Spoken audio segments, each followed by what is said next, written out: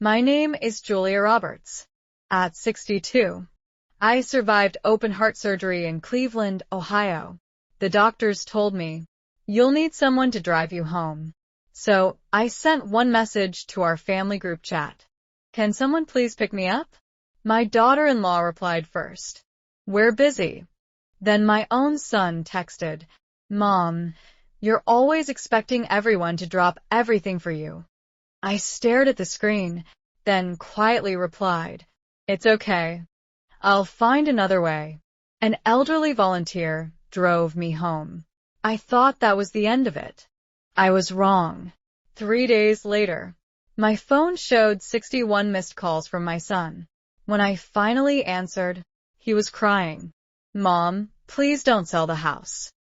I smiled, because he had no idea the decision I made after leaving that hospital was about to change his life forever. My name is Julia Roberts. I lived in a quiet neighborhood in Cleveland, Ohio. After my husband, Michael, passed away, I was left with only one family, my son, David. I worked for 38 years as a registered nurse. Double shifts, night shifts, weekends. I missed birthdays, skipped vacations, worked through holidays. Everything I earned went toward giving David a better future. I paid for his college, helped him buy his first car, even gave him the down payment for his first home. I never asked for anything in return, except one thing: to never feel alone. After Michael died, the house became painfully quiet. Some weeks, David wouldn't call at all. Whenever I invited him and his wife, Amanda, for dinner, they always had an excuse. "We're busy. Maybe next weekend." Something came up. Months passed. Then one day, I felt a sharp pain in my chest. The next thing I remembered, I was lying in a hospital bed. The doctors rushed me into emergency surgery. 6 hours later, the operation was successful. The surgeon smiled. "You were lucky. You have a second chance." I believed my family would be there when I opened my eyes. They weren't. The nurse asked softly, "Is someone coming to take you home?" I smiled weakly. "My son will." I truly believed he would. So I sent one message to our family group chat. "I'm being discharged today. Can someone pick me up?" 5 minutes later, Amanda replied, "We're busy today." Then David sent another message. "Mom, you should have planned this earlier." I stared at the screen. I read the messages again and again. Then I quietly typed, "It's okay. I'll manage." An elderly hospital volunteer named Mr. Thomas overheard everything. He walked over with a kind smile. "I'll drive you home." I couldn't hold back my tears. A complete stranger showed me more kindness than my own family.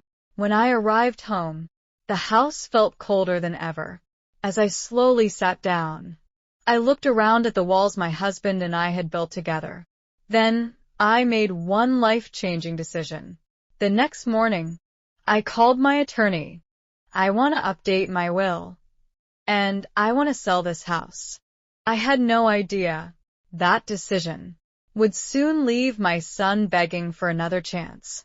The morning after I called my attorney, I made another phone call, this one to a real estate agent. "My house is going on the market." She was shocked. "Mrs. Roberts, are you sure?" I looked around the living room. Every wall held a memory of Michael. Every corner reminded me of the family we had built. But memories couldn't keep me warm anymore. I quietly replied, "I'm sure." Within 48 hours, the house was listed. I didn't tell David. I didn't tell Amanda. For the first time, I made a decision without asking for anyone's approval. A week later, Mr. Thomas stopped by with groceries. "You shouldn't be lifting heavy bags after surgery," he smiled. I laughed. "You've already done more for me than my own family." He gently shook his head. "Sometimes family isn't the people you're born with. It's the people who show up." Those words stayed with me. 3 days later, my attorney called. Julia, we found something. What is it? When your husband Michael updated his will before he passed away, he added one confidential letter. My heart skipped a beat. I've never heard about a letter. He asked us not to deliver it until you were completely alone. My hands started shaking. That afternoon, I sat in my attorney's office. He opened the envelope. Inside was Michael's handwritten letter. My dearest Julia, if you're reading this, it means I'm gone, and I'm afraid our son has forgotten the values we tried to teach him. Tears rolled down my face. The attorney continued reading. If David ever abandons you when you truly need him, don't leave him the house. I froze. The room became completely silent. My attorney looked at me. There is more. He handed me another document. Michael had created a family trust years earlier. The condition was simple. If David failed to care for his surviving parent during a serious medical emergency, he would lose his inheritance rights to the house. I couldn't believe it. Michael had seen this possibility years ago. At that exact moment, David called. Again and again. I ignored every call. Then a text message appeared. Mom, why is there a for sale sign outside your house? Another message followed. Please answer. Then another. We need to talk. I looked at the messages, locked my phone, and whispered, for the first time, you finally need me more than I needed you. But David still didn't know. The biggest surprise was waiting in my attorney's office. The next morning, I walked into my attorney's office. He placed a thick folder on the table. Julia, before Michael passed away, he didn't only update his will. He also wrote instructions for the family trust. I slowly opened the folder. Inside were years of documents, letters, bank records, and one sealed envelope addressed to David. Just then, my phone rang again. It was David. For the 62nd time. This time, I answered. Mom. His voice was shaking. Please don't sell the house. I'll come over. I calmly replied, there's nothing left to discuss. He whispered, there is. I made a terrible mistake. I ended the call. An hour later, the front doorbell rang. David and Amanda were standing outside. For the first time, they looked nervous. Amanda held flowers. David held my favorite soup, things they had never brought before. I'm sorry, Mom, David said. We've been busy. I looked into his eyes. No. You made time for everything. Except me. Silence filled the room. David suddenly dropped to his knees. Tears rolled down his face. I was wrong. I thought you'd always be there. I never imagined losing you. Before I could answer, my attorney arrived. He carried the trust documents. David, I think you should read what your father wrote. David opened the envelope. His hands trembled.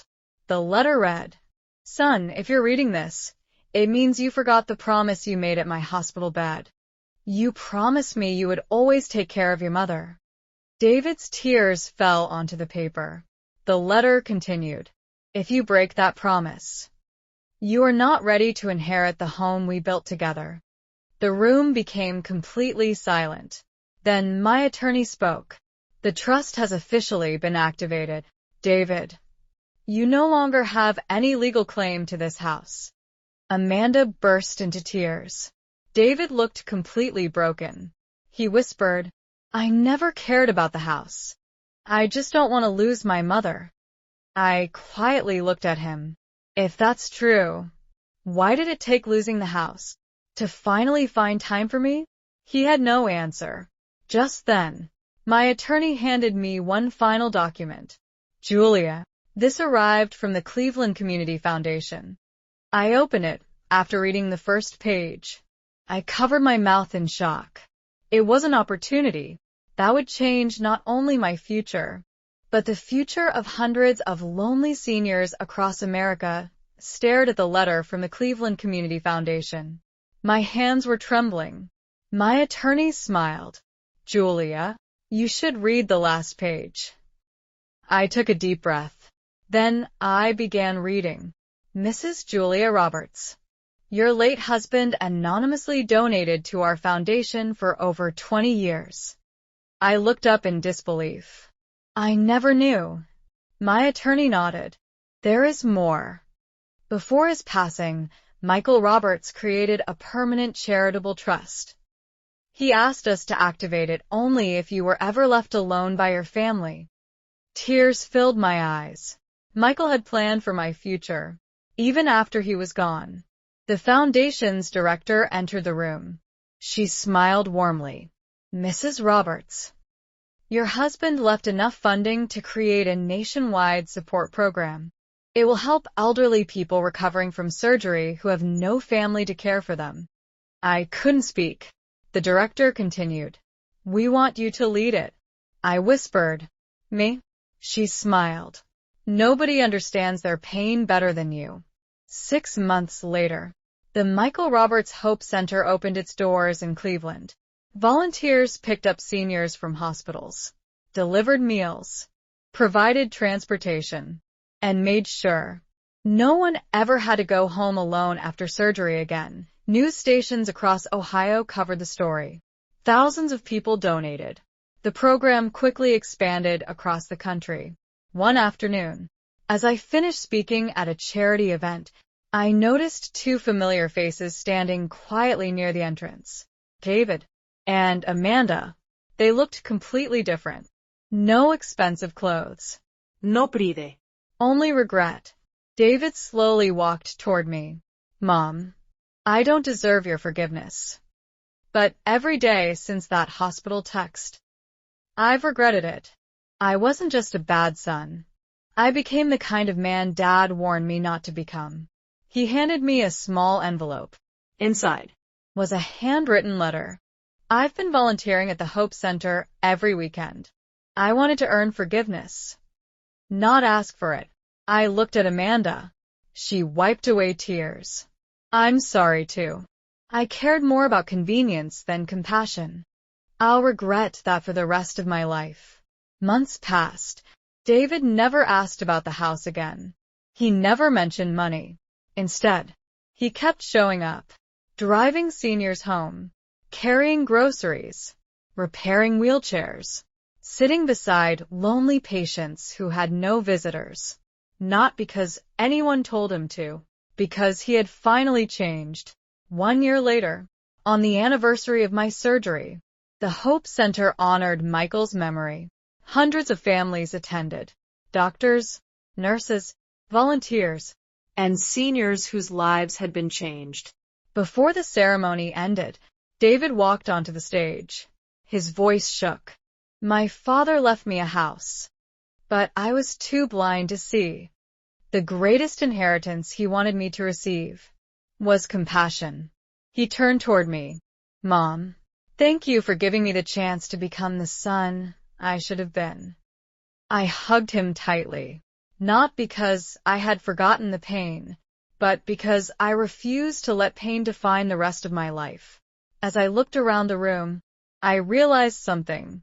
The day I came home from heart surgery alone felt like the loneliest day of my life. But it became the beginning of something far greater. Because sometimes, the family that hurts you can inspire you to build hope for thousands of strangers. The greatest revenge isn't making people regret abandoning you.